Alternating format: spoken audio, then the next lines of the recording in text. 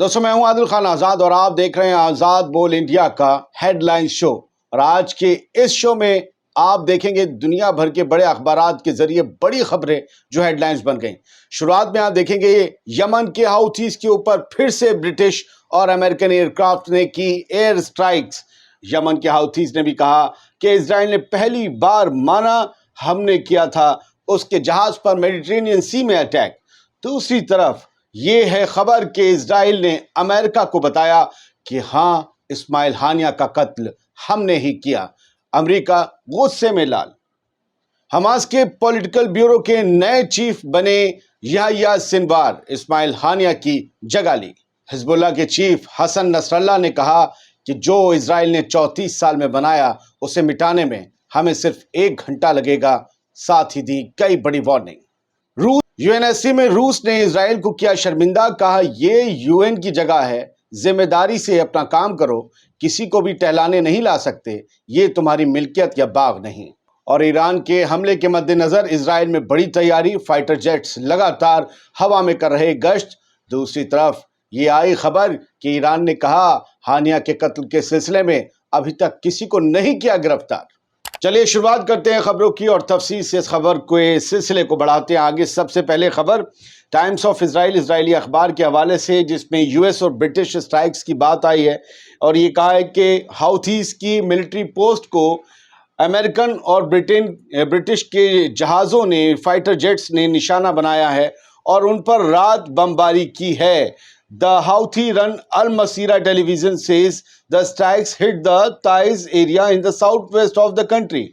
Yemen के hold वाले अल मसीरा TV ने ये जानकारी दी है कि ताइज जो रीजन है, ताइज इलाका जो है यमन के साउथ वेस्ट में, वहाँ पर ये हमले हुए हैं और ये कहा गया है कि कुछ नुकसान मिलिट्री आउटपोस्ट को यहाँ पर हुआ है। मिसाइल्स दागी गई हैं। रेड सी की तरफ भी कुछ मिसाइल्स यमन के हाउथीज की तरफ से दागी गई हैं।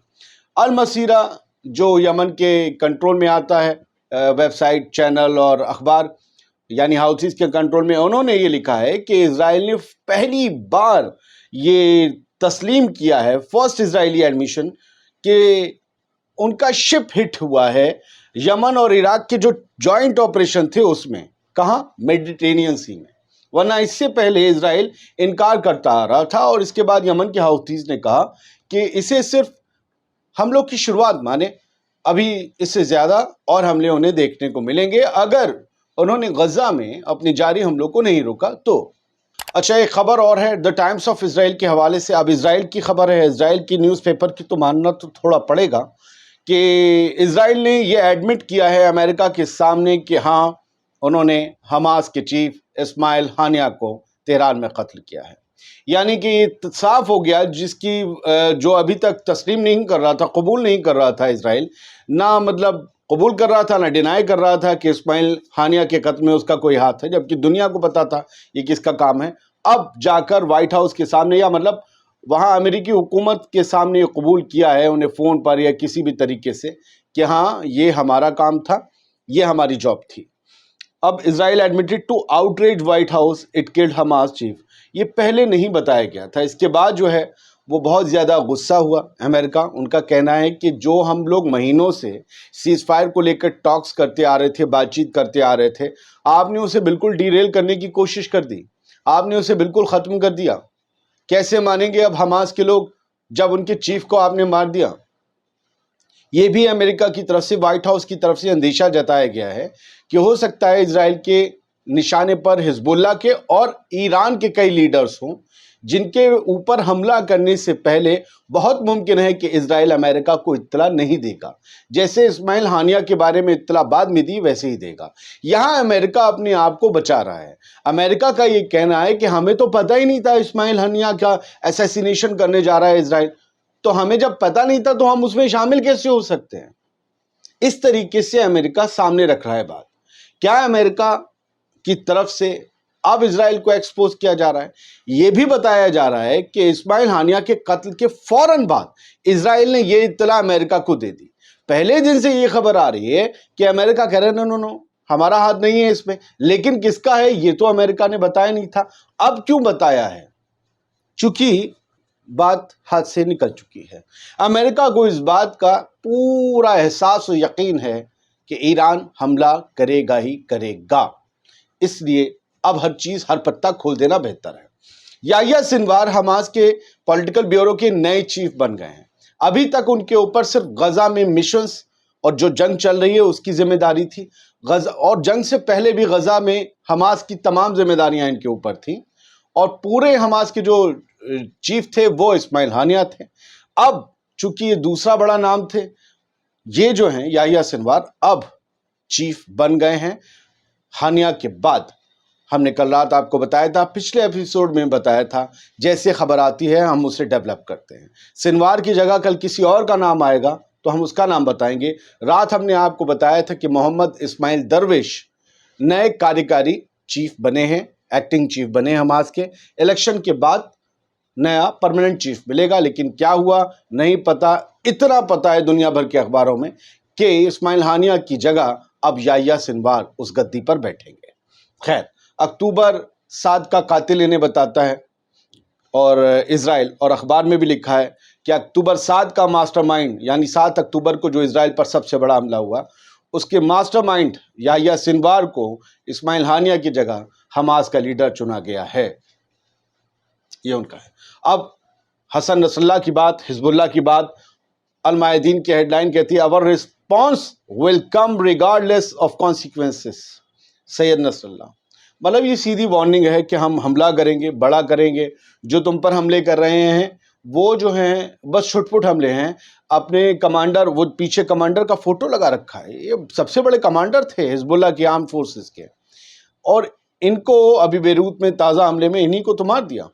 تو یہ کہنا ہے حسن نصر اللہ کا کہ ہمارا جو رسپانس ہوگا، ہمارا جو جواب ہوگا، ہم یہ نہیں سوچیں گے کہ اس کی کانسیکوینسز کیا ہوں گے۔ ٹھیک ہے، اور تمہیں بھی اس بات کا احساس نہیں ہے کہ وہ حملے کس لیول کے ہوں گے، اس کے اثرات کیا ہوں گے۔ حسن نصر اللہ نے کل رات اپنے ایک انٹرویو میں، ویڈیو انٹرویو میں یہ کہا کہ 34 سال پہلے جو اسرائیل نے نارتھ کے علاقوں میں قبضے کیے تھے، ان 34 سال میں ان قبضے والے علاقوں میں سیٹلمنٹس، فیکٹریز، کمپنیز، انڈسٹریز جو بھی لگائی ہیں، جو بھی اسرائیل کو 34 سال بنانے میں لگے، ہمیں اسے 1 گھنٹہ لگے گا مٹانے میں، مٹائیں گے۔ اور انہوں نے کہا کہ رفتہ رفتہ ڈرتے رہو کہ ایران کب حملہ کرے گا، یہ ڈر بھی ہمارے حملوں کا حصہ ہے، ہم انجوائے کر رہے ہیں۔ بات کرتے ہیں روس کی، بات UNSC کی۔ یونائٹڈ نیشن سیکیورٹی کاؤنسل میں روس نے جھوڑ جھوڑ کے مارا ہے اسرائیل کو، کیونکہ وہاں پر کچھ پکنک جیسا ماحول بنا تھا۔ رشیا نے اسرائیل کے بیہیویئر کو لے کر UNSC کی میٹنگ میں زبردست طریقے سے ٹانگ کھینچی اسرائیل کی۔ ارنا کی، ایرانی نیوز ایجنسی کی اس خبر میں نیچے لکھا ہوا ہے کہ رشیا کے ایمبیسڈر اور پرماننٹ ریپرزنٹیٹیو جو یونائٹڈ نیشنز میں ہیں، انہوں نے اسرائیلی رجیم کی جو ہے بھرسنا کی، انہیں کرٹیسائز کیا ہے کہ اسرائیلی رجیم کا انوائے جو ہے وہ انپروپریٹ بیہیویئر دکھا رہا ہے UNSC کے اندر۔ کیوں، کس طریقے سے؟ پتہ ہے یہ جو ہیں وہ گیسٹ کو انوائٹ کر لیتے ہیں، لوگوں کو انوائٹ کر لیتے ہیں as a guest security council میں، تاکہ میٹنگ ڈسٹرب ہو۔ اور یہ سب کچھ پچھلے مہینے جولائی میں پیش آیا، جس کی اس مہینے روس نے شکایت کی ہے کہ بھائی ان کو سمجھاؤ، یہ تو کسی کو بھی ایرے غیرے نتو خیرے بہرے بہرے کو بلا لیتے ہیں، اور یہاں پر جو ہے وہ بیٹھ کر وہ کیوں آتے ہیں، کس مقصد سے آتے؟ جو ہیں لوگ وہ آتے تو گیسٹ کے طور پر ہیں، لیکن وہ لوگ کون ہیں کون، ان کا مقصد کیا ہے؟ تو ایسے بھی کسی کو بلا لوگے؟ چنڈو خانہ چل رہا ہے کیا؟ دا ٹائمز آف اسرائیل کی اور ایک ہیڈ لائن ہے، Iran no arrest yet made for Hamas chief's killing, reports otherwise are false۔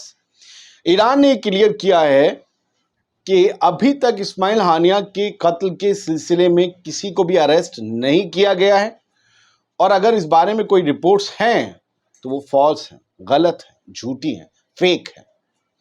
Current report نے ایک تازی خبر دی ہے جو ابھی ہیڈ لائن نہیں بنی ہے، وال اسٹریٹ جرنل کی بریکنگز کے حوالے سے انہوں نے یہ خبر دی ہے کہ وائٹ ہاؤس نے کہا ہے کہ we believe that Biden's efforts at calm میں بیئر فروٹ، کہ بائیڈن جو کوششیں کر رہے ہیں اس کوششوں کے درخت پر پھل آئیں گے، یعنی وہ کوششیں کامیاب ہوں گی، اور ایران میں reconsider its plan major revenge, مطلب ایران اپنے جو بڑے بدلے کا پلان ہے اس کے بارے میں پھر سے ایک مرتبہ سوچے گا، مشورہ کرے گا، جو ہانیہ کے قتل کا بدلہ لینا چاہ رہا ہے، اور شاید ہو سکتا ہے کہ حملہ وہ ہلکا کرے۔ یہ وائٹ ہاؤس کی طرف سے کہا گیا ہے۔ اب وائٹ ہاؤس نے کس چینل کے تھرو، چینل کا مطلب راستہ، مطلب ہیرارکی، یا کس طریقے سے، کس کے ذریعے بات کی ہے ایران سے یا خامنئی صاحب سے، یہ نہیں پتا۔ کیا واقعی امریکہ ایران سے بات کرے گا، یا ہو سکتا ہے کہ قطر، ایجپٹ، ان سب کے تھرو کی ہو، جو بھی ہو۔ ایک اور خبر یہ ہے کرنٹ رپورٹ کے حوالے سے، اور انہوں نے اسرائیلی چینل 12 کے حوالے سے یہ خبر دی ہے کہ اسرائیل کی فورس زبردست طریقے سے بھاری پریپریشن کر رہی ہے کسی بھی حملے کا مقابلہ کرنے کے لیے۔ پہلے تو ڈیفنس اور اس کے بعد آفنس۔ پہلے تو اپنا بچاؤ کرے گی اور اس کے بعد جس سے بچاؤ کیا ہے اس پر حملہ کرے گی، اور یہ major wave of preemptive strikes expected ہیں، اس کو لے کر یہ ساری جو ہے وہ ڈرلز چل رہی ہیں اور جو ہے پریپریشنز چل رہی ہیں، یہ بتایا جا رہا ہے۔ اور خاص طور سے یہ لبنان کے حزب اللہ اور عراق کے ریزسٹنس موومنٹ سے نپٹنے کے لیے یہ سب کچھ چل رہا ہے، کیونکہ یہ سب پڑوس میں گئے، ٹپ سے مارا اور آ گئے۔ وہ 2000-2500 کلومیٹر کا فاصلہ ایران کا، ان کا تو ایئر ڈیفنس سسٹم مار کر گرا دے گا۔